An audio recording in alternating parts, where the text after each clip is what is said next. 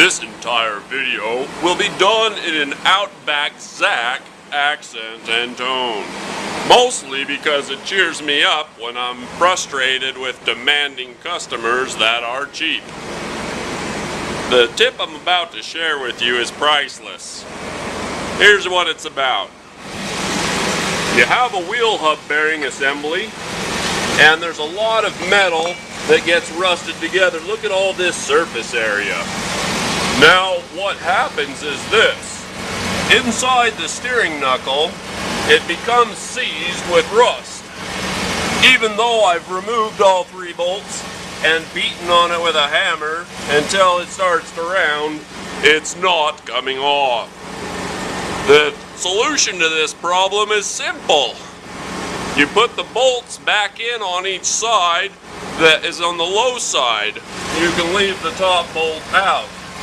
Next, you take a socket and an extension and get an assistant to turn the steering wheel. Now, your steering knuckle has become a hydraulic press. Is that not fancy or what? It's fancy. So I'll turn the steering wheel to the right in this instance, and I'll brace this.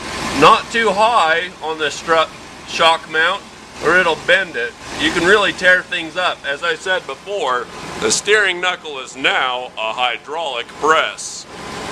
Let me show you the aftermath. There.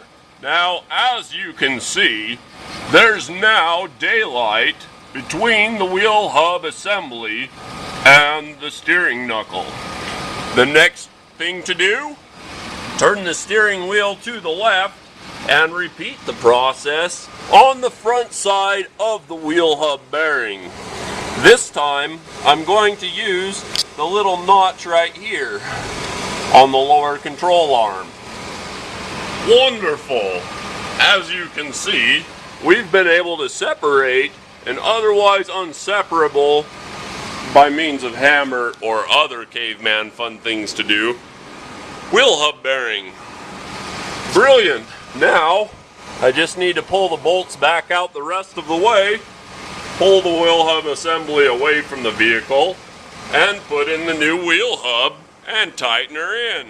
Wow! Now that is really rusted. Can you imagine trying to hammer that out through that much dry, packed in rust? When you go to put in the new wheel hub bearing, it's going to be a little difficult with all of that present. What I recommend, take a brass brush, brush the dust out of the way. It makes it a lot nicer. Another thing I like to do is I take some PB Blaster, which is a catalyzing penetrating oil, and spray it all around the inside. This does a couple of things. It works as an anti-seize agent, and it also lubricates so that the new bearing can find its new home. Don't you want to go to your new home? Are you too good for your home? I didn't think so. Be sure to click subscribe if you'd like to see more videos like this one. If you have questions for me, put them in the comments below.